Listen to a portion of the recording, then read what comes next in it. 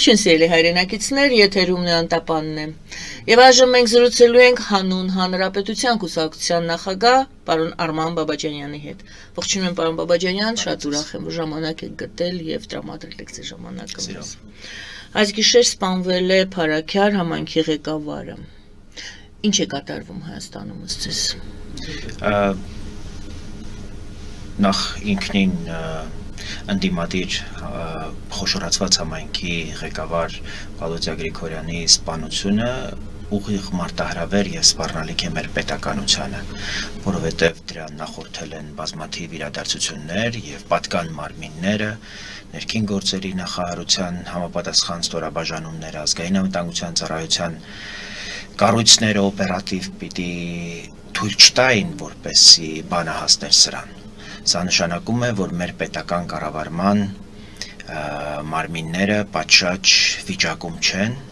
եւ մենք այս որակներով համապետական կարևորագույն ընտրությունների ենք պատրաստվում, որտեղ մեծ խաղադրույքներ կան թե ներքին ճակատում, թե արտաքին դերակատարների կողմից եւ սա իրապես սթափվելու, սա իրապես լրջանալու շատ կարևոր իրողություն է։ Այս առումով հանուն Հանրապետության կուսակցության կողմից ցանկանում եմ իմ ցավակցություններս բերել Վալոդիա Գրիգորյանի ընտանիքին, հարազատներին, նաև նրա հետ ոստիկան է սպանվել, որը ծառայության մեջ չի եղել, նրան էլ եմ ցավակցում եւ վիրավոր կա, որին պետք է մաղթեմ շուտապույտ ապաքինում, բայց ավելի խորանալով, եթե թույլ տաք, ընդհանրապես պիտի ասեմ, որ արյունը մշտապես եղել է Հայաստանը արտաքին կառավարման տակ պահելու գլխավոր միջոցներից մեկը։ Հայաստանի նորանկախ պատմության ընթացքում մենք մշտապես բախվել ենք արյունալի իրադարձությունների եւ դա երբեք պատահական չի եղել։ Ընդհանրապես քրեական աշխարհի, քրեական ենթամշակույթի միջոցով արտաքին շատ որոշակի դերակատարներ Հայաստանը կառավարելի պահելու նաև միջոցներից մեկն են դիտարկել եւ այս իմաստով 2018 թվականին տեղի ունեցած դրամատիկ փոփոխությունները, հեղափոխական փոփոխությունները, որքան էլ մենք երբեմն մատերի արանքով, կամարանքով ենք խոսում, իր բնույթը թավշյա եւ անարյուն բնույթը էապես փոխեց Հայաստանի կոնստրուկտը եւ Հայաստանը ինքնիշխանության ռելսերին դրեց։ Հիմա փորձ է արվում ամեն կերպ արյունը վերադարձնել, որտեվ արյունը կդառնա այն միջոցը, որ Հայաստանին կտանի արտաքին կառավարելի ուրեմն այսպես նոր ռելսերի վրա եւ սա է որ պիտի սա մեզ համար զգուշացում լինի, որպեսզի մենք որևէ կերպ թույլ չտանք եւ այն ինչ ձեռք ենք բերել, նվազագույն ձեռքբերումը 2018 թվականից մեր պետական հասարակական կյանքը անարյուն պաշտպանելու տեսանկյունից, ուրեմն պիտի պահենք ամբողջ քաղաքական պատասխանատու ուժերով, քաղաքական դասով թույլ չտալու հետագա էսկալացիա, ներքաղաքական տուրբուլենտություն, որտեղ սա ուղղակի անթույլատրելի է մեզ համար։ Պարոն Բաբաջանյան, ներքաղաքական եզրույթ օգտագործեցիք, ասացիք, որ սա մարտահրավեր է մեր պետականությանը։ Իհարկե ձեր խոսքի մեջ կար որոշակի բացատրություն, ինչու եք այդպես համարում, բայց ես ուզում եմ նորից հետ գալ եւ ավելի որոշակի բացատրություն խնդրեմ։ Եթե դեռ պարզ չէ, ինչ հողի վրա է, քրեական, անձնական, թե քաղաքական, ինչու եք համարում մարտահրավեր պետականությանը եւ ինչու եք ասում քաղաքական ուժերս պետք է թույլ չտանք նման բաներ, այ քաղաքականն է ինձ անհանգստացնում։ Որովհետեւ գործող համայնքապետը ընդդիմադիր քաղաքական ուժի ներկայացուցիչ է եւ անկախ որևէ դրդապատճառից, որովհետեւ կա նախապատմություն, որի վերաբերյալ եղել են պաշտոնական հաղորդագրություններ եւ որոշ ենթադրություններ եւ վերլուծություններ կարող ենք այս պահին անել, բայց ես առաջ չեմ ուզում գնալ որևէ պատճառ անձնական կամ ոչ անձնական իսկ այնտեղ Դուք որպես երևույթն եք վերցնում, որ շատ ծանր երևույթ է Հայաստանի համար, եւ այն բարքերը, որոնք որ փորձ է արվում ամեն կերպ ներմուծել, հատկապես քրեական բարքերը, որում այս կամ այն կերպ եւ այս դեպքը շոշափում է նաեւ այդ բարքերը, սա է, որ պետությունը պիտի իրեն պաշտպանելու, մեր հասարակությանը պաշտպանելու, մեր ժողովրդին պաշտպանելու եւ մեր ժողովրդի ընտրությունը պաշտպանելու, որովհետեւ ուզենք կամ ոչ, սիրենք կամ ոչ, Վալոդյա Գրիգորյանը մեր ժողովրդի Փարաքյար համայնքի ընտրյալն է եղել։ Եվ ըստ էության, սպանելով համայնքապետին, խոշորացված համայնքի ղեկավարին, մենք ըստ էության ոտնձգություն ենք իրականացրել ժողովրդի ընտրության վրա։ Հիմա այդ իմաստով սա մարտահրավեր է մեր պետությանը, որովհետև պետությունը պարտավոր է, սիրում է կամ ոչ, ընդդիմադիր է կամ ոչ, պաշտպանել ժողովրդի ընտրությունը։ Մարդը գնացել քվե է ստացել այս տարի Փարաքյար համայնքի, խոշորացված համայնքի ղեկավար է վերընտրվել։ Պետությունը իր իմպերատիվ պարտականությունն է անհրաժեշտ պաշտպանության միջոցներ գտնել։ Եթե ինքն է ներքաշված քրեական պատմությունների մեջ եղել, ուրեմն պիտի թույլ չտրվեր, որպեսզի բանահասներ սրան եւ նրան հաշվեհարդար տեսնեին, որտեվ նախապատմություններ կան շատ խառը, բայց պետությունը պիտի այս բոլորից վեր կանգներ եւ ժողովրդի ընտրությունը անհրաժեշտ պաշտպանության տակ առներ։ Սա է, որ մարտահրավեր է մեր պետությանը։ Եկեք հասարակության տեսանկյունից եւս դիտարկենք, այո, իհարկե մտահոգիչ է, սպանության ձևով հաշվեհարդար է եղել, բայց բազմաթիվ սպանություններ են կատարվել անցյալում Հայաստանում։ Մեծ աղմկահարույց, այսպիսի աղմկոտ սպանություններ են եղել։ Ես չեմ հիշում բացահայտված որևիցե սպանության հետքերը, որ կամ գուցե 1-2-ը, բայց մենք շատ ճիշտ արձանագրում եք խոշոր, բայց ես խոսում եմ 2018-ից ի վեր մենք մեծավ մասամբ խուսափել ենք շատ խոշոր այսպիսի սպանության ուզում եք ասեք տևական ժամանակ նման մեծ խոշոր սպանություն չի եղել, հա? Շատ մեծ փորձեր են արվել ամեն ինչ անել, որպեսզի Հայաստանը դառնա արյունով հարցեր լուծելու քաղաքական եւ ոչ քաղաքական ավանդույթը ոնց որ չվերադառնա, հա, ասում եք դուք։ Հարցեր լուծելու ճանապարհը։ Դա Իսկ ինչ ավանդույթ վերաբերում է սպանություններին եւ բացահայտումներին, շատ կարեւոր արդյունքում եք անում։ Այո, մենք տևական ժամանակ հենց այդ սպանությունների հորձանուտի մեջ ենք եղել։ Մենք տարի չի եղել, որ քաղաքական, տնտեսական, գործարար որևէ կարևոր դերակատար Արթուր Մկրտչյանից սկսած կարևոր, այո, 90-ականներից սկսած մենք դրա մեջ ենք ապրել։ Եվ դա է եղել Հայաստանը կառավարելի պահելու միջոցներից մեկը, ուղղակի Ռուսաստանը անընդհատ մեզ այդ հորձանուտի մեջ պահելով մի խնդիր է լուծել, որ մենք ի վիճակի չենք պետություն լինել եւ մեզ պիտի կառավարեն իրենք։ Այս սրա համար է 2018-ը կարևոր եւ 18-ի թավշյա անարյուն բնույթը կրկնակի կարևոր է, թե ինչու մենք պետք է թույլ չտանք վերադարձը այդ բարքերին եւ այդ ճանապարհին, որովհետեւ դա Հայաստանը տանելու է կառավարելիության ուրեմն ինքնիշխանության էական կորուստ ենք ունենալու։ Մենք պիտի ի վիճակի լինենք, մեր պետական մարմինները ի վիճակի պիտի լինեն պաշտպանելու մեր ժողովրդին, մեր ժողովրդի անվտանգությունը, ժողովրդավարությունը, որովհետև մարդը ընտրված պաշտոնյա է եղել։ Դա դուք մատնանշում եք, այո, ես էլ մատնանշում եմ մեկ այլ հանգամանք, որ ես ինչու ասացի հասարակության տեսանկյունից, հասարակությունը գուցե եւ արդեն հույսը կորցրել է, չի հավատում, որ նման սպանությունները այնուամենայնիվ կբացահայտվեն։ Ես կարծում եմ, որ հասարակությունը նաեւ հույսը կորցնում է, որտեղ քաղաքական դասը, պատասխանատուները պիտի թույլ չտան, որպեսզի նա հույսը կորցնի, մենք պիտի մշտապես մեր հասարակությանը ոգևորենք պայքարի մեջ մնալ, պայքարել արդարության համար, պայքարել այսպիսի հանցագործություններ թույլ չտալու համար, բայց ես պիտի հիշեցնեմ, որ օրերս Մարդու իրավունքների Եվրոպական դատարանը սեպտեմբերի 18-ին շատ կարևոր մի վճիռ հրապարակեց, որը վերաբերում էր սպանություններին 2008 թվականի մարտի 1-ին տեղի ունեցած սպանությունների վերդիկտը տրվեց, ըստ էության փաստորեն արձանագրվեց, որ ամբողջ այդ օրվա իշխանությունը սահմանադրական կարգ է տապալել եւ իշխանությունը զավթել եւ քաղաքական բոլոր դերակատարները Դաշնակցություն, Հանրապետական, Օրինաց երկիր, Բարգավաճ Հայաստան ուղակի մեղսակից են սպանությունների համար Երևանի կենտրոնում անմեղ քաղաքացիների սպանության համար, որտեղ նրանց կյանքի իրավունքն է խախտվել եւ ես շատ պիտի ուզեի, որպեսզի այդ վճռից հետո սա ներպետական դատական որոշում չի, մարդու իրավունքների եվրոպական դատարանի որոշում է եւ դա պիտի հետևանք ունենա։ Դրան պիտի անմիջապես հետևեր քաղաքական եւ իրավական գնահատական։ Եվ շատ լավ բան եք ասում։ Այն մարդիկ, ովքեր այդ օրը իշխանություն են եղել եւ այս կամ այն կերպ մասնակցել են այդ գործընթացներին, դատախազներ, դատարաններ, իդեպ դրանք բոլորը հիմա պաշտոնյաներ են։ Այո։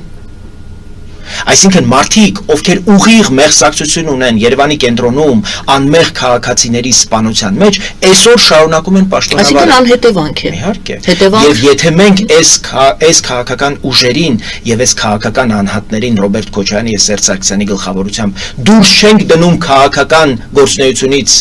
ընդհանրապես եւ քաղաքական ուրեմն գործընթացներին մասնակցելու հնարավորությունից, իսկ այսպիսի նախադեպեր կան Եվրոպական միությունում։ Լեհաստանում, մերձբալթյան երկրներում, Չեխիայում, նրանք ովքեր նախկինում սպանությունների մեջ ուղիղ մասնակցություն են ունեցել, իսկ Ռոբերտ Քոչարյանն ու Սերժ Սարգսյանը ուղիղ հրահանգել են սպանել 10 քաղաքացիներին։ Այդ թվում նաև ոստիկանին, կարդացեք, վճիռը կարդացեք։ Այս մարդիկ այլևս առաջիկա ընտրական գործընթացներին պիտի ուղակի դուրս շպրտվեն, ոչ թե թույլատրվեն մասնակցելու, որտեղ հերիք չի, որ թալանած փողերով են մտել քաղաքականություն։ Մի հատ էլ հիմա ապացուցվել է նրանց մեղսակցությունը եւ հանցակցությունը 10 անմեղ քաղաքացիների սպանության մեջ, ու իրենք ինձ հետ պիտի 2006 թվականի ընտրություններին մասնակցեն։ Էս ի՞նչ է։ Եվ դրա համար այդ մարդիկ, ովքեր ապավինել են նաև քրեական հեղինակություններին, իսկ դրանցից մեկը օրինակ Բարգավաճ Հայաստան կուսակցության ղեկավարի թիկնազորը փաստահավաք խմբի ուրեմն տվյալներով դրա վերաբերյալ նաև տեղեկանք կա, զինվորական հագուստ է ստացել իր թիկնազորի համար, որպեսզի ժողովրդին մտնի ջարդ ու փշուրանի։ Այդ մարդը հիմա Հայաստանին առաջարկ է ներկայացրել եւ այդ կարգախոսով որոշել է դաշնակցային հարաբերությունները վերականգնել Ռուսաստանի հետ եւ առաջիկա ընտրություններում հայտ է ներկայացրել մասնակցության։ Սա պետությունն է թե ինչ է։ Մենք պիտի մեր ժողովրդավարությունը եւ մեր ժողովրդի ընտրությունը այս հավաքական խոհեմությունը պաշտպանելու ուղղությամբ քայլեր պիտի ձեռնարկենք, թե սենց պիտի մատերի արանքով ժողովրդավարությունը ասելով հակաժողովրդավար ուժերին ժողովրդավարական ճանապարհով բերենք մեր երկիրը կործանել տանք։ Սրա մասին է խոսքը։ Բարի, դուք մատնանշում եք շատ կարևոր հանգամանքի, բայց տալիս եք հարց, ոչ թե հարցը ես կտամ հիմա, դուք ասում եք չի արվում, իսկ հարցը հետևյալն է, պարզ հարց, որը բխում է ձեր խոսքից, ինչու չի արվում։ Որովհետև կամք չկա, որովհետև վախ կա, ընդհանրապես եւ ներքին թշնամուց հակառակորդներից ժողովրդավարության, որովհետև այդ մուրճը արդարադատության թափահարելով չի է։ Ինձ դատած դատավորը խանութում կանգնել ինձից ներողություն է խնդրել։ Այդ դատավորը հիմա պաշտոնյա է։ Ինչու է ներողություն խնդրել։ Որտեվ դատել է ինձ ըստ իրեն վերևից հրահանգի պատճառով։ Դուք այդպիսի տեղեկություն, նա այդպիսի տեղեկություն է ձեզ հայտնել, որ ինձ ասել է կներեք, ես չէի։ 3.5 տարի ես բանտում եմ անցկացրել։ Դա ես գիտեմ։ Այդ մարդը մենակ ինձ չի դատել։ Մարտի 1-ով դատավորն է, Նիկոլ Փաշինյանին դատած դատավորն է։ Ներողություն է խնդրել, որ դատել է, թե ներողություն է խնդրել, որ դրդված է եղել։ Այո, որ իրեն հրահանգել են իմ վերաբերյալ դատական ակտ կայացնել։ Նորից գալիս ենք, հանգում ենք դատարանների ոչ անկախ լինելու։ Ոչ միայն դատարանների, դատախազական մարմինների, քննչական մարմինների, դատարանների, որովհետև մարտի 1-ը եւ մարտի 1-ին նախորդած ու հաջորդած իրադարձությունները հնարավոր են եղել բացառապես մի ամբողջ համակարգի աշխատանքի արդյունքում։ Ռոբերտ Քոչարյանն ու Սերժ Սարգսյանը միայնակ չէին կարող երկիրը այս վիճակի հասցնել։ պետական մարմիններ, օրենսդիր մարմին, գործադիր մարմնի տարբեր ուրեմն գերատեսչություններ, դատախազություն, դատարաններ, սահմանադրական դատարան Դրանք բոլորը մեկ ընդհանուր գործ են արել։ Սահմանադրական կարգ են տապալել եւ պետություն են զավթել։ Սրա վերաբերյալ պիտի լինի իրավական եւ քաղաքական գնահատական, թե ոչ։ Սրան պիտի հաջորդի կոնկրետ գործողություններ, պետությունը ժողովրդավարությունը պաշտպանելու ուղղությամբ գործողություններ, քայլեր պիտի ձեռնարկի, թե չէ։ Այդ որ այդքան ասում ենք վեթինգ պիտի արվի դատական համակարգում, սա նկատի ունենք։ Այդ որ հիմա հիասթափված եք դատական իշխանությամբ, նախորդային վարչապետի ելույթն եմ ձեզ ցիտում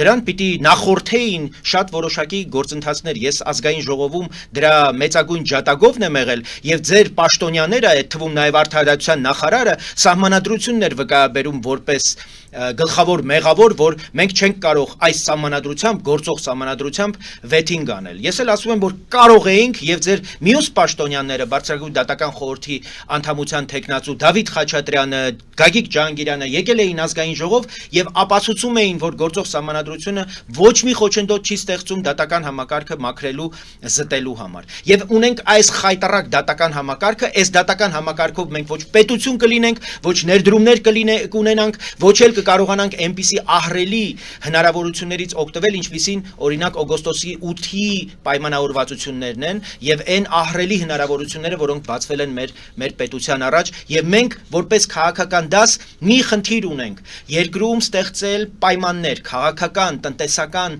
հասարակական համերաշխություն ստեղծել, որպեսզի կարողանանք օգտվել այն պատուհանից որը Հայաստանին իրապես ոտքի կանգնեցնելու, զարգանալու, ոչ թե յոլա գնալու, ոչ թե քարշ գալու, ինչպես մենք 34 տարի ապրել ենք, այլ իրապես արժանապատիվ տարածաշրջանային դերակատար դառնալու, նաև գլոբալ գետնի վրա մեզանից ինչ որ կարևոր նշանակություն ձեռք բերելու համար։ Էսա որ այսօրվա տեղի ունեցած սպանությունը դա մի գործընթացի շարունակություն է, շղթա է, որի նպատակն է Հայաստանը թույլ չտալ ուրեմն կանգնել իրապես ոտքի, այս ծնկած վիճակից վերջապես ոտքի կանգնել եւ զարգացման ռելսերին։ Այսինքն սա առանձին չեք դիտարկում որպես միջադեպ, դուք դառնում եք դա որպես իհարկե գործընթացի կարևոր շարունակություններ է ես կարծում եմ որ պետության համար սա կարևոր ահազանգ է թույլ չտալու որևէ կերպ շարունակություն։ Իհարկե եթե սրա մեջ կա քրեական տարր դա շարունակություն ունենալու ռազմորկեքի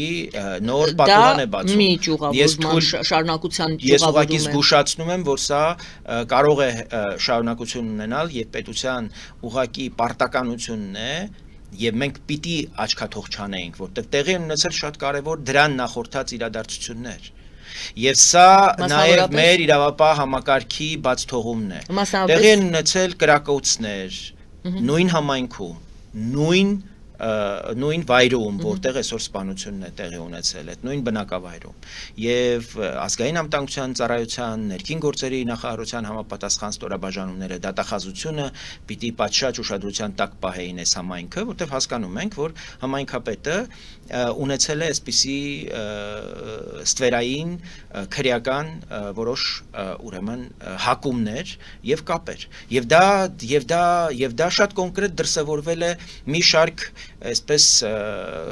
գործողություններով, որոնք կարող էին հանգեցնել այս տեսակ կործանարար անթույլատրելի վախճանի եւ սա մեր հավաքական անպատասխանատվության, պետության նկատմամբ, ժողովրդի ընտրության նկատմամբ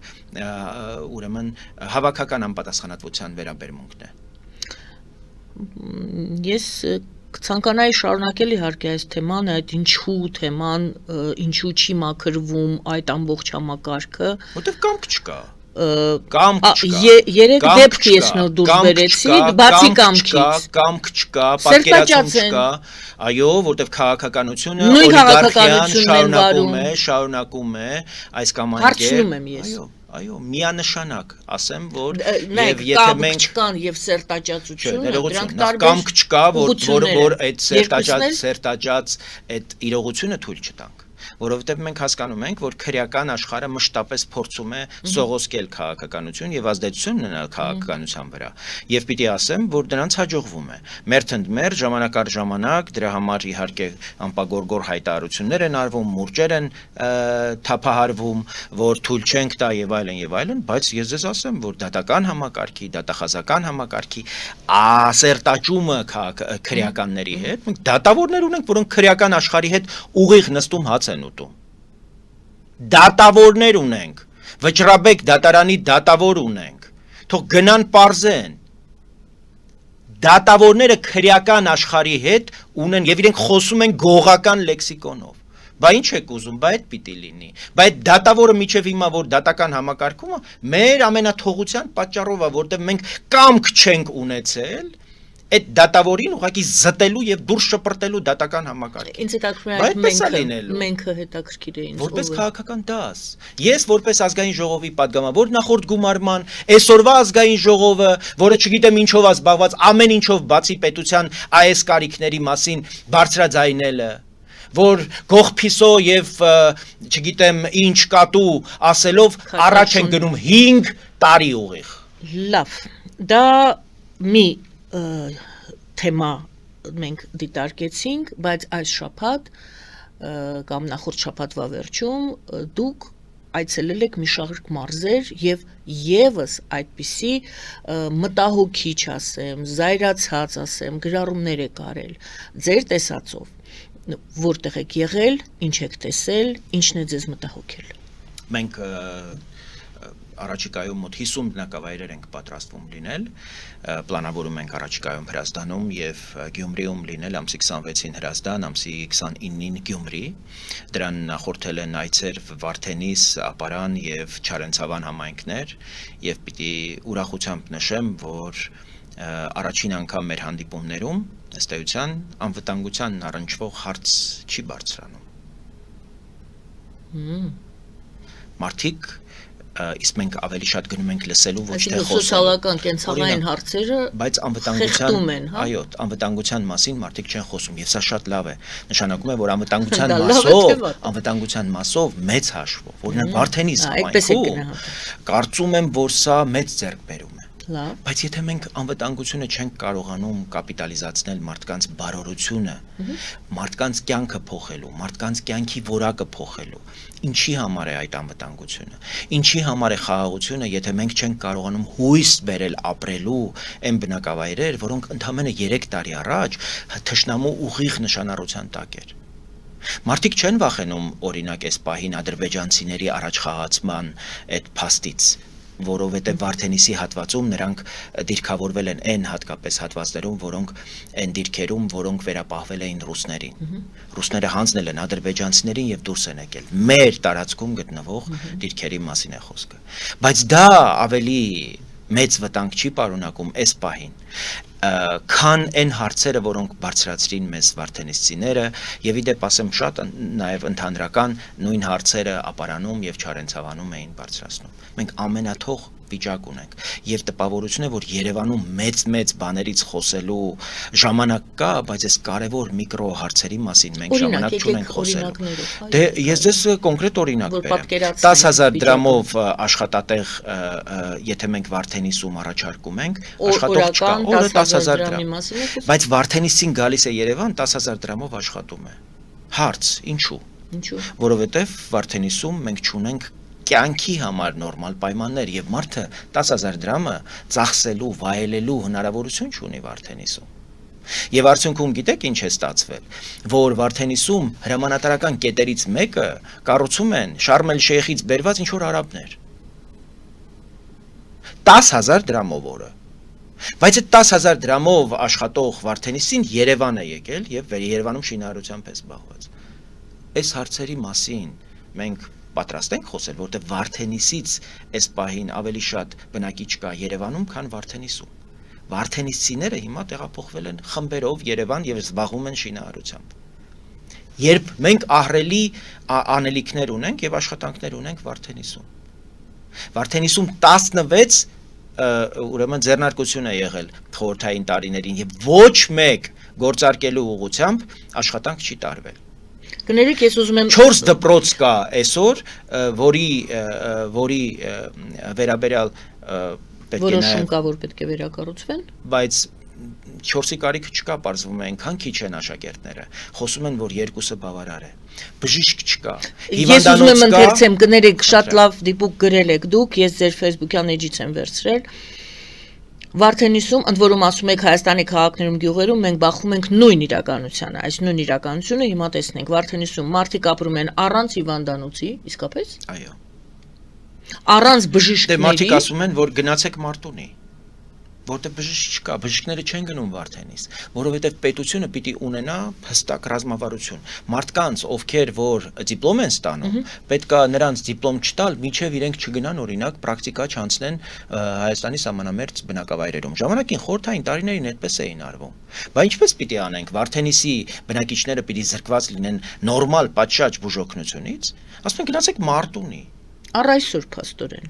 Ես Այս վիճակը նախորդ շաբաթվա մասին եմ Ինձ խոսում։ ծանոթ է եղել, բայց շատ ավելի վաղ, ես վաղուց չեմ Դե պատկերացրեք, որ դուք իրավունք ունեք չստուգել, բայց Հայաստանի իշխանությունները իրավունք չունեն չստուգել։ Երևի Նրանք ոչ, ամենօրյա ես էլ իրավունք կարգով չունեմ չստուգել։ Երևանի Հանրապետության հրապարակից պիտի դուրս գան եւ ամեն օր պիտի գնան մարզերում տեսնեն թե ինչա կատարվում։ Մեծ խոսելուց զատ պիտի տեսնեն թե իրական կյանքում այս մարդիկ ոնց են գնացել այդ բնակավայրերը մենք շենացնելու փոխարեն այսօր ավելի հուսալքության ու անմխիթար վիճակի հասցնելու վիճակի մեջ են։ Տրանսպորտ չկա ներքաղաքային ընդհանրապես պատկերացեք մարդիկ եկել են ժամը 5-ին, ժամը 7-ին նշանակված մեր հանդիպմանը, ուզում են ներկա լինել մեր հանդիպմանը, բայց ասում են 7-ին տրանսպորտ չկա, կներեք, չենք կարող մասնակցել։ Բայց սա 21-րդ դարին Հայաստանի սահմանամերձ ամենակարևոր բնակավայրերից մեկին սազում է։ Բա ով պիտի այս հարցերով զբաղվի։ Ով պետք է զբաղվի։ Պետությունը պիտի հստակ նախ սահմանամերձ բնակավայրերի վերաբերյալ պիտի ունենա կարիքների գնահատող մի շատ կարևոր մարմին։ Այդ մարմինը պիտի գնա տեսնի ինչ խնդիրներ կան՝ տնտեսական, սոցիալական, հոգեբանական, որովհետև պատկերացնում եք, չէ, որ մարդը ասում է ինձ ջահել մարդը, ասում է ես 100,000 կստանամ, թե 500,000 կստանամ Վարդենիսում, միևնույնն է, ծախսելու տեղ չկա։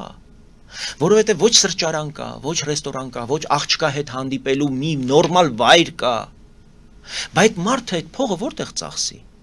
Եթե իր ծախսելու տեղը միևնույնն է մնում է մայրաքաղաք, հենա կգնա մայրաքաղաքում կաշխատի, մայրաքաղաքում կծախսի։ Մեր խնդիրն է համաչափ զարգացման համար անհրաժեշտ պայմաններ ստեղծել։ Եվ մենք առաջարկում ենք, օրինակ, Վճռաբեկ դատարանը տեղափոխել Վարդենիս։ Մենք առաջարկում ենք, որ այն ինստիտուտները, որոնք որ քաղաքացիների հետ ուղիղ շփում չունեն, Հայաստանի Վճռաբեկ դատարանը ինչի համար է Երևանում։ Կարող եմ իմանալ, մեյլերով են իրենք ստանում իրենց հայցադիմումները կամ փոստով են ստանում իրենց հայցադիմումները, դնում են գրավոր ընթացակարգով մեծ մասամբ, որոշումներ են կայացնում։ Գնացեք, ձեզ հետ կուլտուրա տարեք, ձեզ հետ ինֆրաստրուկտուրա տարեք, թույլ տվեք, որ վարդենիսցիները այդ բոլորի հետ հաղորդակցվեն եւ դա պատշաճ զարգացում ապահովի, օրինակ, այնպիսի փոքր բնակավայրին, փոքր, բայց իր նշանակությամբ չափազանց կարևոր սահմանամերձ այդ բնակավայրին մենք կարողանանք շատ մեծ շուկ ու կարևորություն հաղորդել։ Բայց ես ընթերցեցի ձեր նախաբանը Հայաստանի քաղաքներում, գյուղերում մենք բախվում ենք նույն իրականությանը։ Ես ուզում եմ իմանամ, քանի բնակավայր եք առ այժմ, առ այսօր։ Ասեցի, եղել ենք Վարդենիսում, Ապարանում եւ Չարենցավանում։ Այդ երեքում դուք տեսել եք սարսափելի վիճակ, Չարենցավանում այդպիսի բան չեմ տեսել։ Ապարանում չեք տեսել։ Ապարանում տեսել եմ շատ մեծ զարգացող ենթակառուցվածքային ուրեմն հզորություններ, իհարկե աշխատատեղի խնդիր կա, նույն ջրի խնդիրը կա ամենուր, բայց տարօրինակորեն մեզ բարձրացնում են գերեզմանների հարց։ Պատկերացրեք գերեզմանները ահռելի մեծ տարածքներով համայնքապետարանը գերեզմաններ է հատկացնում եւ մարդիկ ապրելու տեղ չունեն արդեն։ Գյուղերը սկսել են ուրեմն ընդարձակվել գերեզմանների հաշվին։ Մենք ուրեմն արոտավայրեր չունենք Ապարանում, իսկ Ապարանը պատմականորեն նաև ոչխարաբուծության համար եղել է շատ նպաստավոր ուրեմն հատված մեր հայրենիքի։ Եվ հիմա մենք գերեզմանների խնդիրներ ունենք։ Եվ այս առումով կուզեի, որ եկեղեցին եւ պետությունը վերջապես մի ընդհանուր հայտարարի գային եւ արդի լուծումները գերեզմանոցների կարողանայինք մեր երկիր նաև ներմուծել։ Օրինակ, ոչ միայն դիակիզարանների մասին է խոսքը, որ այդպես էլ մենք չենք կարողացել օրենք ընդունել, բայց նաև հիմա կաթոլիկ եկեղեցում պատեր կան գերեզմանային, որտեղ դու կարողանում ես քո գերդաստանի օրինակ հանգուցյալներին ուրեմն ամբողջությամբ զետեղել։ Կարող ենք, չէ՞, այդպիսի լուծումների գալ, որտեղ երկիրը չի կարող ամբողջությամբ գերեզմանի վերածվել, որտեղ մենք էլ շատ գերեզմանապաշտ ենք եւ մեծ տարածքներ ենք պատկերացնում մեր անցավորների համար, մեր հանգուցյալների համար, փառք ու պատիվ մեր ժողովրդին նաեւ այդ սրբությունը այդպես կարեւորելու համար, բայց մենք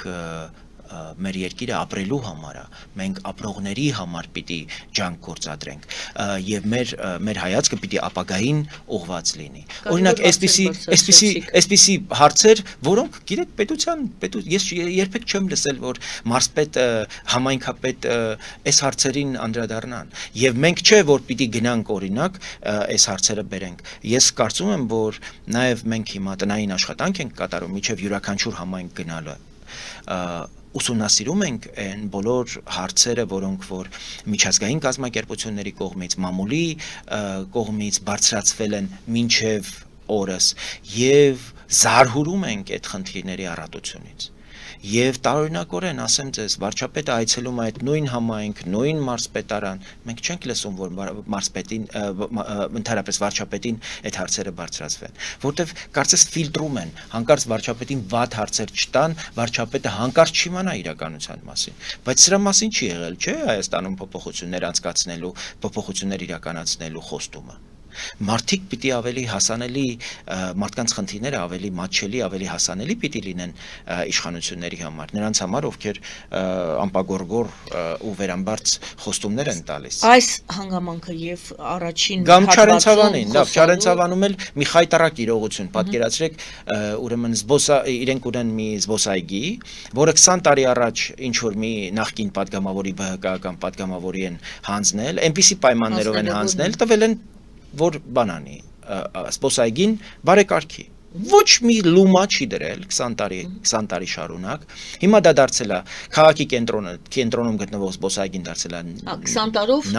նարկոմանների ու թմրամոլների ուրեմն հավաքատեղի երեխաները այնտեղ չեն կարող խաղալ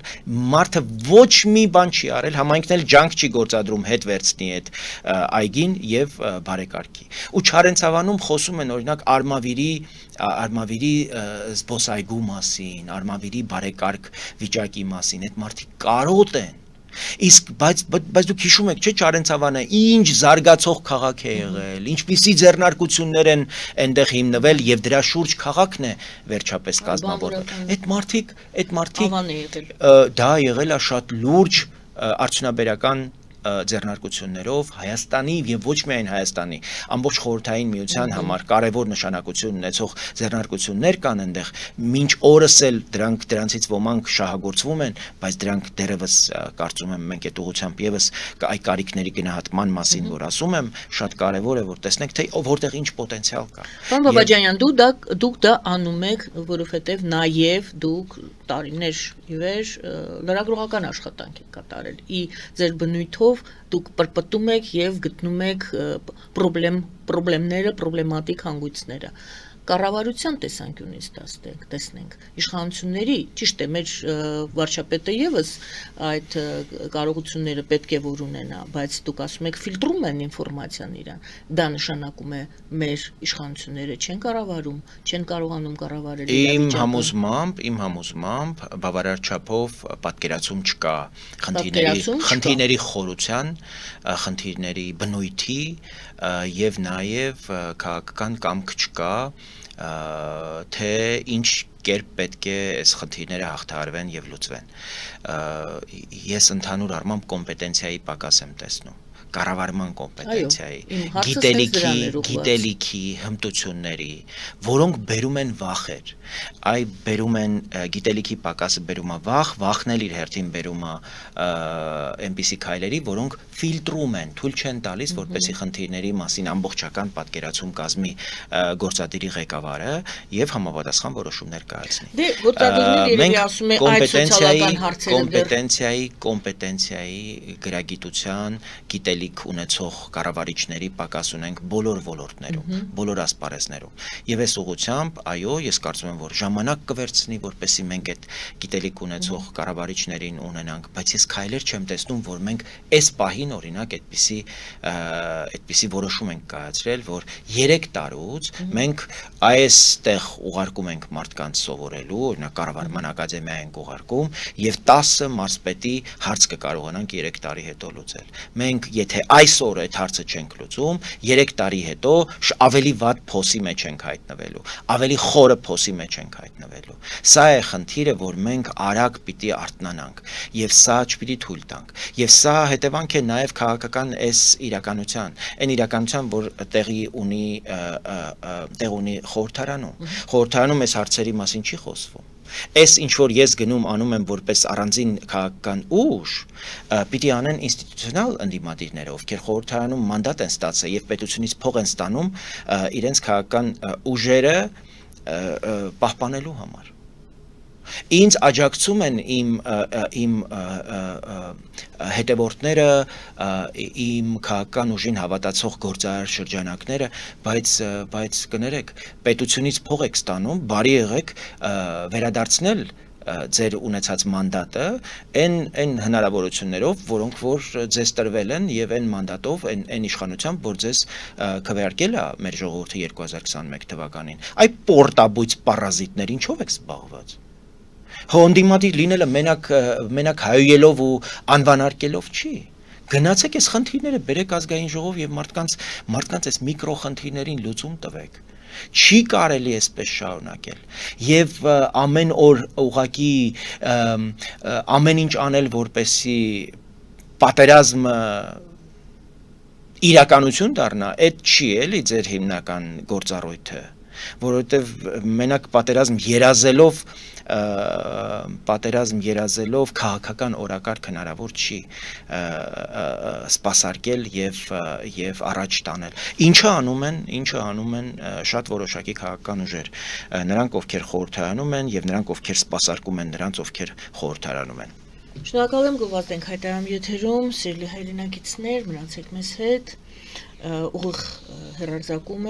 հեռարձակվում է մեր հաղորդումը եւ կարող եք մեր Patreon-ով եւս դիտել մեր հարցազրույցը։ Գովազդը եթերում։ Ֆելիչե ժամանակակից ատամնաբուժական կլինիկա։ Այստեղ հարմարավետությունն ու խնամքն առաջնային են։ Այստեղ կիրառվում են ատամնաբուժական ամենաժամանակակից տեխնոլոգիաներ, ճշգրիտ ախտորոշում, արդյունավետ բուժում, նուրբ փորձառություն եւ անհատական մոտեցում։ Սկսած սովորական մանրուքներից մինչև առաջադեմ ընթացակարգեր, այստեղ դուք գտնվում եք բարձր որակավորում ունեցող եւ փորձառու ատամնաբուժական մասնագետների ձեռքերում։ Մեր բարեկամական եւ հյուրընկալ անձնակազմն այստեղ է յուրաքանչյուր այցը հաճելի դարձնելու համար։ Ֆելիչե, ձեր առողջ եւ ամենաերջանիկ շպիտը սկսվում է այստեղից։ Եկեք եւ բացահայտեք նորարարության փորձագիտության եւ կարեկցանքի կատարյալ համադրությունը։ Երևան շիփինգ, սենսացիա ստեղ, հա։ Այո, ճիշտ եք եկել։ Սանդրոցներ Երևան ուղարկելը $2.99 օթանավով։ Այո, Իսկ եթե դոլար ուղարկես, դոլար ստանան։ այո, Իսկ որ տանեն տուն հասցնեն, էլի մի տոկոս, հա։ 2%։ Երասա ծրիա, էլի։ Ժողովուրդ սենսացիա, ծրիա։ Նորթ Հոլիվուդ Գլենդել։ Ջաքփաթ հագուստի խանութը երկրորդ մասնաճյուղն է բացել Գլենդելի սրտում, որտեղ կարող եք ձեռք բերել եվրոպական եւ ամերիկյան ընտիր հագուստեղեն, կոշկեղեն, աքսեսուարներ, պայուսակներ ամենահարմար արժեքներով։ Նաեւ կարող եք ցանկացած ապրանք պատվիրել եւ ձեռք բերել կարճ ժամանակում։ Ջաքփաթի Գլենդելի հասցեն է 1135 North Pacific Avenue, հեռախոս 818 813 2252։ Ջաքփաթ հագուստի լավագույն կենտրոնը Գլենդելում։ 60-ից ավելի ճանաչված եվրոպական բրենդների ինքնատիպ, չկրկնվող եւ մատչելի ընտրանին Fortuna Home and Country House խանութ սրահում։ Նորավոճ սպասք եւ կահույք հորեկա բնագավառի համար, տեքստիլ տնտեսական ապրանքներ, ամեն ինչ գեղեցիկ կյանքի համար։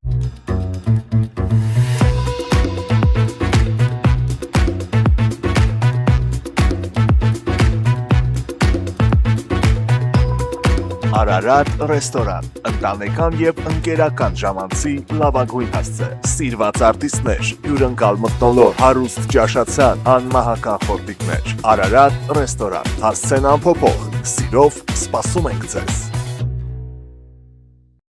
Լավագույն պաղպաղակ, բնական, համեղ եւ մատչելի գներով պաղպաղակը կարող եք ձեռք բերել բոլոր հայկական խանութներում։ Պահանջեք հայկական պաղպաղակ, Թամարա պաղպաղակ։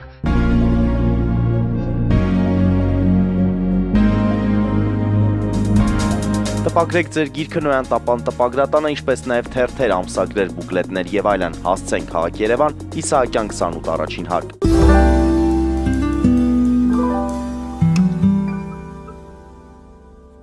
Սիրելի հայրենակիցներ, հիշեցնեմ, որ մենք զրուցում ենք պարոն Արման Բաբաջանյանի հետ, հանուն Հանրապետության կուսակցության նախագահի։ Պարոն Բաբաջանյան Փաշինյանը հռչակեց 4-րդ հանրապետության ստեղծումը։ Ինչ եք մտածում այս մասին։ Փաշինյանը հռչակեց որպես ռազմավարական նպատակ 4-րդ հանրապետության ստեղծումը։ Ճիշտ ասած, ես որևէ կերպ ներկայապարին չեմ ուզում ընդդիմանալ, բայց ուզում եմ հասկանալ ինչով էր խանգարում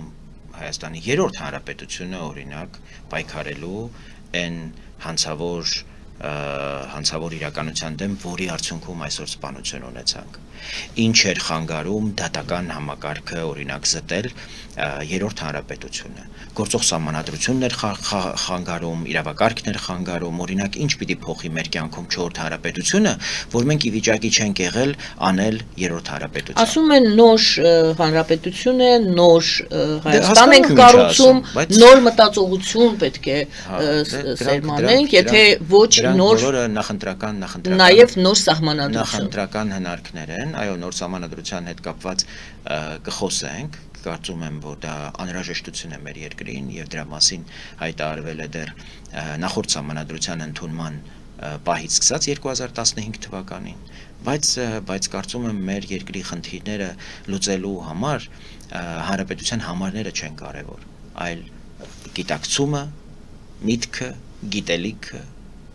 եւ կամքը, դրանից բխող կամքը, վճռականությունը։ Մենք կարողանում ենք դիագնոզել, թե ինչ խնդիրներ կան մեր երկրում եւ արդյոք պատրաստ ենք համապատասխան մասնագետներ ներգրավել, որպեսզի այդ խնդիրները կարողանանք լուծենք։ Թե չէ հանրապետությունը կլինի 3-րդ թե 4-րդ, խնդիրները դրանից ոչ պակասելու են։ Նիսիում չի լինի բժիշկ, չեն պակասելու, տրանսպորտ, որ հիվանդին հասցնի։ Հիմա հետեւաբար որքան էլ սիրուն հնչի, նպատակը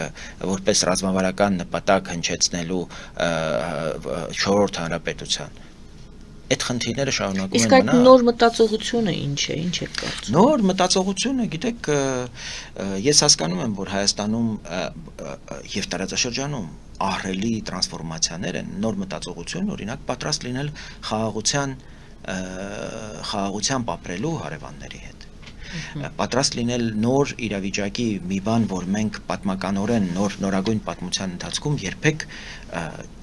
չենք պատկերացրել այդ նոր իրականության մեջ ինչպես պիտի ապրենք։ Իհարկե մենք որպես հասարակություն շատ ավելի պատրաստ ենք օրինակ Ադրբեջանի մեր հիմնական մրցակից հակառակորդի հետ ապրել հարևանությամբ։ Դա շատ ավելի լուրջ մարտահրավեր է նույն ադրբեջանցիների համար եւ թող իրենք մտածեն ինչպես են ապրելու խաղաղության մեջ մեզ հետ։ Բայց դա իրապես իր մեջ սոցիալական, հոգեբանական, լրջագույն խնդիրներ է, այս տրանսֆորմացիան, մտքի տրանսֆորմացիան։ Բայց դրա արմատը չեք կարծում, որ վստահություն, անվստահությունն է։ Մշտական թշնամանքի մեջ ենք ապրել եւ հիմա պիտի մեր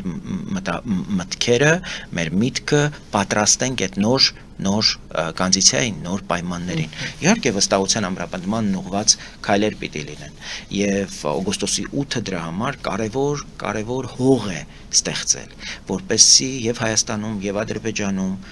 քայլեր ձեռնարկենք եւ նախաստորագրված խաղաղության պայմանագիրը իր մի շարք թերություններով այսօր նվազագույն հնարավոր է դարձնում Հայաստանը խաղաղության մեջ պահել, տարածաշրջանը խաղաղության մեջ պահել եւ միջազգային ակտիվ դերակատարների ողջույնի խոսքերը եւ աջակցելու պատրաստակամությունը, իսկ այդտեղ միայն Միացյալ Նահանգները չի, Եվրամիությունն է, Եվրամիության առանձին դերակատարներ են, Հնդկաստանը, այլ ուղղություններով ունենք աջակցություն, պիտի սա դարձնենք կապիտալ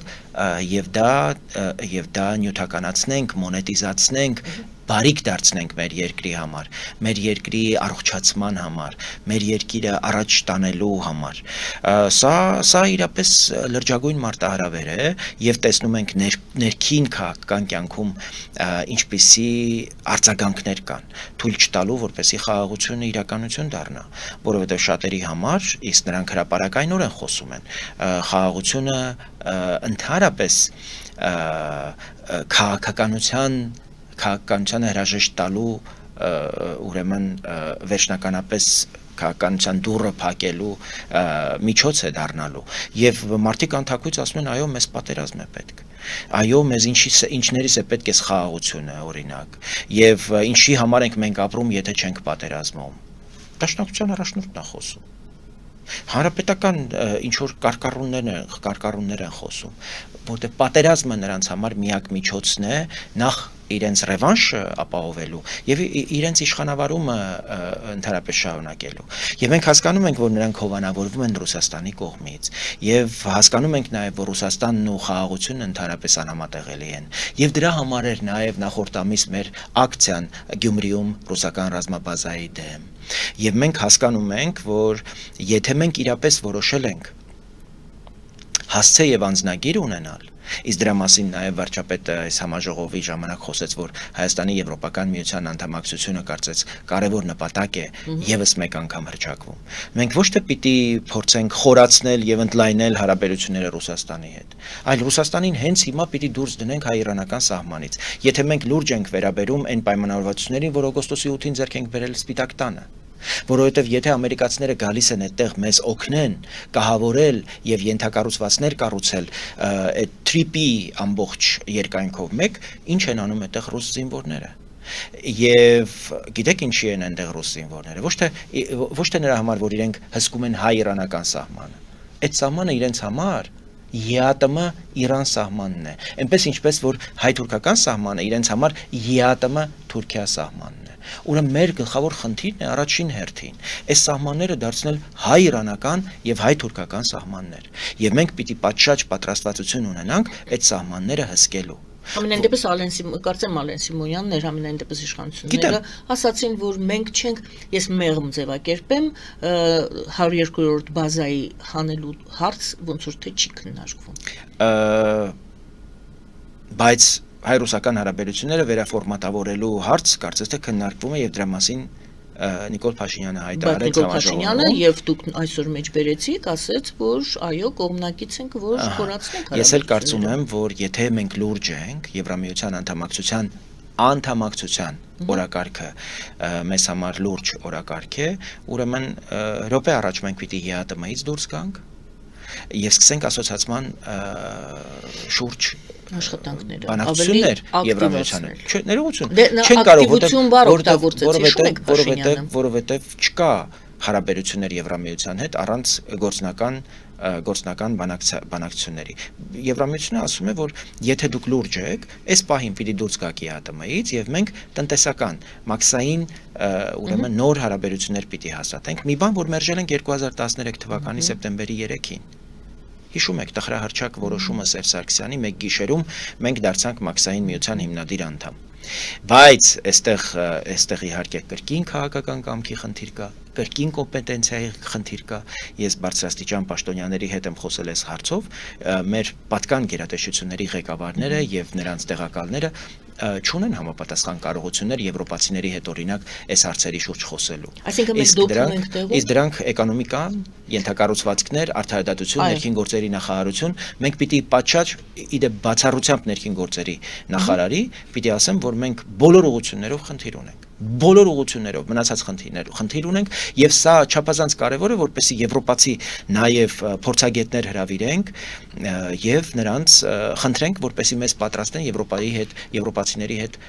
բանակցություններով Պարոն Բաբաջանյան, տպավորություն է որ մեզ համար չափազանց չեն անում ոչինչ համենայն դեպս տեսանելի չի այդ արվածը եւ հիմա ինչ ենք անում մենք դիվերսիֆիկացնում ենք մեր արտաքին քաղաքականությունը ինչին ես շատ կողմ եմ մեկ Եվրոպա ենք վազում, մեկ Չինաստան, Շանհայյան կազմակերպության անդամակցության հայտ ենք ներկայացնում, մեկ Ռուսաստանի հետ որոշում ենք խորացնել, ընդլայնել հարաբերություններ ամերիկացիների հետ եւ այլն։ Այդ բոլորը շատ լավ է, բայց մեզ մնայուն անձնագիր եւ հասցե է պետք։ Հիշում եք, նախկինում դամավոյներ կային։ Դամավոյը կնիգը։ Ահա, այդ դամավոյում բոլորի անուն ազգանունը կար, տակը հասցեն կար եւ կնիկ կար։ Դա անխախտ ապացուցում էր, որ դուք հասցե ունեք։ Հայաստանը հասցե չունի, ամենակարևորը մեզ հասցե ունենալն է, մենք ունենանք ամուր ոտատեղ, ես սկսենք հարաբերվել բոլորի հետ, ես Ռուսաստանի հետ էլ հարաբերությունների կողմնակից եմ։ Դա Փաշինյանի ասած կադաստրի թուղթն է։ Չէ, դա կադաստրի թուղթը չի, կադաստրի թուղթը չունի Հայաստանը եւ հասցե։ Հայաստանը պիտի լինի Եվրամիության անդամ։ Եվրամիության անդամակցության հեռանկարը շատ ավելի կանխատեսելի կդարձնի Հայաստանին իր գործընկերների համար։ Ռուսաստանը, Միացյալ Նահանգները, Չինաստանը, արաբական աշխարհը հստակ կիմանան, որ Հայաստանը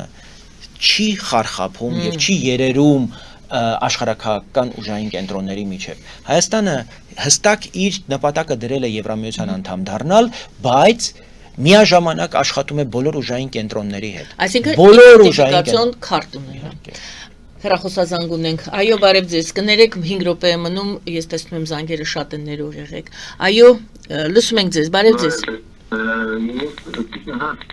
Հասկանում դուք ինչ իմացն եք խոսում։ Նիկոլ Փաշինյանը հայտարարություն արեց, որ իրականում Հայաստանը վերածեց ագրեսորի։ Փոխանակ այդ հարցի մասին խոսեք։ Ես չգիտեմ դուք ինչից եք այստեղ խոսում։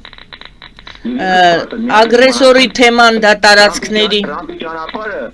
heç կապ չունի ամերիկյան պետության հետ։ Այնտեղ ամերիկյան զորք չի կարելի, այս մարդը խափում է մեզ։ Ես զարմանում եմ, թե Նիկոլի Շանան չի եք բերել։ Լավ, դուք եթե ձեզ թույլ տաք նման ձևակերպումներ, ես ընդհանրապես ձեր հեռախոսազանգը չեմ ընդունի։ Ես խնդրում եմ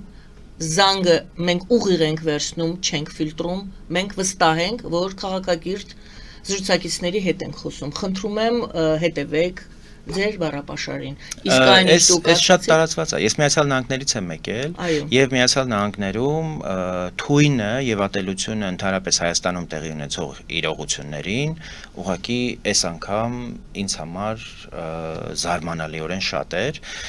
Ես հասկանում եմ մարդիկ նրանք ովքեր քվեարկել են Թրամփին եղել են հիմնականում գործող իշխանությունների հակառակորդ եւ հույս են ունեցել, որ Թրամփի գալով կարողանան Հայաստանում հասնել գործող իշխանության տապալման։ Եվ հիմա կոգնիտիվ դիսոնանս է։ Դաշնակցականները, Բևերի հիմնականում ժողովուրդը զբաղված է նրանով, որ Հայաստանի դեմ դավեր նյութեն, թույն լցնեն։ Ես ուղղակի ուզում եմ այս առիթը օգտագործելով ասել, որ ձեր ոչ հայոյանքները, ոչ անվանարկումները ինձ չեն իմ նպատակադրումներից շեղելու։ Ես հավատում եմ օգոստոսի 8-ի համաձայնություններին եւ հրավիրում եմ մեր բոլոր հայրենակիցներին, իդեպ ես հանդիպել եմ նաեւ Միացյալ Նահանգներում շատ գործարարների, ովքեր պատրաստվում են մեծ ներդրումներ անել, մասնակցել TRIP-ի ներդրումներին եւ նաեւ ինչու՞ չէ մասնագիտական իրենց կարողություններով մասնակցել եւ ես հիմա Հայաստանի կառավարության մի շարք գերատեսչություններին կապել եմ ամերիկահայ մեր շատ իրավաբան փաստաբանների հետ, ովքեր միջազգային իրավունքի, միջազգային առևտրային իրավունքի, տնտեսական համագործակցության ուղղությամբ մեծ վաստակ եւ ուրեմն կարողություններ ունեն եւ կարծում եմ միայն իրենց մասնակցությամբ մենք կարողանանք իրապես կյանքի կոչել այն պայմանավորվածությունները, որոնք կայացել են օգոստոսի 8-ին, որտեղ դրանք ահռելի տնտեսական հնարավորություններ եւ ավելացված արժեք են ստեղծելու մեր տնտեսության համար։ Ես ասեմ, ասեմ, որ մենք հաշվարկել ենք, որ միայն 3 տարվա կտրվածքով մոտ 10,000 աշխատատեղի խնդիր ունենք Մեղրիի հատվածում։ Այդ ենթակառուցվածքները, ճանապարհները երկաթուղին կառուցելու համար մենք այդ ահռելի հնարավորության կարիքը ունենք։ Եվ ես շատ պիտի ուզեի, որպեսզի արտագնա աշխատանքի մեկնած մեր հայրենակիցները Ռուսաստանից գային եւ մասնակցեին։ Հիմա տնտեսական շատ ծանր վիճակ է նույն Պարսկաստանում։ Ինչու չհրավիրել, որպեսզի մեր հայրենակիցները գան, այստեղ անհրաժեշտ փաստաթղթեր ստանան եւ մասնակցեն այդ աշխատանքներին։ Մոտ 2000 մշտական աշխատատեղի պատուհան է բացվում նույն Մեղրիի այդ հատվածում, որտեղ մենք ահռելի աշխատանքներ ունենք կատարելու։ Մենք այս ահռելի ներուժը ինչպես ենք կարողանալու իմպլեմենտացնել, այս աշխատանքները իրականացնել։ Բայց ամենևին պետք չի նեղվել, այո, տրիպը ընդհանրապես տրիպի ուղղությամբ ինչ որ շատ հոգեխանգարմունքի մեջ են ընկնում մեր ամերիկահայերը, շատ ինձ համար անհասկանալի, որտեղ ռուսական ինչ որ խորը քարոզչական ազդեցությունների տակ են եւ չեն պատկերացրեք Ամերիկայում ապրում են եւ որևէ ոգևորություն չեն ապրում այն պայմանավորվածությունների կապակցությամբ, որ Հայաստանը կարողացել է Միացյալ Նահանգների հետ ձեռք բերել։ Տեսեք, էներգետիկ համագործակցություն, Միացյալ Նահանգների հետ ատոմային էլեկտրակայան կառուցել։ Կարելի էր, չէ, որպես կարևորագույն անվտանգային իրողություն ուրախանալ։ Դժբախտության մեջ են։ Ես հույս ունեմ, որ սա տգետ փոքրամասնության ուղակի բանն է, որտեվ աշխատել եմ եւ նաեւ հանդիպել եմ շատ ու շատ բանիմաց մեր հայրենակիցների։ Բացառապես չիմացության արդյունք է, առանց վիրավորելու, մարդիկ չեն պատկերացնում, թե ինչ հնարավորություններ է բացվել։ Ու ասեմ, նույն Միացյալ Նահանգներում էլ, այստեղ էլ տպավորություն է փորձում ստեղծվել, որ ամերիկացիները դա թուրքերն են, ինչպես եւ փորձում են ռուսների որպես այլընտրանք միակ թուրքերին ներկայացնել։ Եվ սա այն պատմաքաղաքական ծուղակն է, որից մենք պատմականորեն չենք կարողանում դուրս գալ, որտեվ իրականում ռուսներին Հայաստանում պահողը թուրքերն են, ամերիկացիները այստեղ որևէ կապ չունեն։ Ինչու է Թուրքիան շահագրգռված, որ ռուսները այստեղից չգնան, որտեվ Թուրքիան գիտի իր առավելությունը ռուսների նկատմամբ։ Բայց նրա այն տարածքը, որ կազատվի ռուսների փոխարեն եւ այնտեղ օրինակ ամերիկացիներ կգան, ֆրանսիացիներ կգան, ինչու է դեմ Թուրքիան, որ նրանք գան այստեղ, որտեվ նրանց նկատմամբ Թուրքիան առավելություն չունի։ Թուրքիան չի կարող ամերիկացիների հետ պայմանավորվել Հայաստանի տարածքների եւ կյանքերի հաշվին, իսկ դա արել է ռուսների հետ։ Եվ շատ մեր հայրենակիցներ Հայաստանում եւ Ամերիկայում դժբախտ են այս իրողությունից, որտեւ իրենք չեն կարողանում այդ պատմաքաղաքական ծուղակից դուրս գալ։ Իրենց թվում է, որ թուրքերի այլընտրանքը է այստեղ, ռուսների այլընտրանքը է այստեղ։ Եթե ռուսները չեն, ուրեմն թուրքերն են։ Իսկ մենք ասում ենք, եթե ռուսները չեն, ամերիկացիներն են, ֆրանսիացիներն են, հնդիկներն են, արաբներն են, չինացիներն են։ Ինչու պիտի այս երկուսի ծուղակում մեզ պատմականորեն պահեք։ Մեր խնդիրն է նաև որպես քաղաքական դաս ամեն ինչ անել, որպեսզի մենք թոթափենք այս մտածողությունը, այս անեծքը, դարավոր անեծքը հաղթահարենք։ Շնորհակալ եմ։ Ես եմ ձեզ շնորհակալ։ Շնորհակալություն սիրելի հայրենակիցներ, հանուն Հանրապետության կուսակցության նախագահ պարոն Արման Բաբաջանյանի հետ էինք զրուցում վարում էի ես Գայանե Առաքելյանս, բարին ընձեզ եւ լավ գիշեր մեր հեռուստադիտողներին եւ լավ օր նրանց, ով բնակվում է Հայաստանում։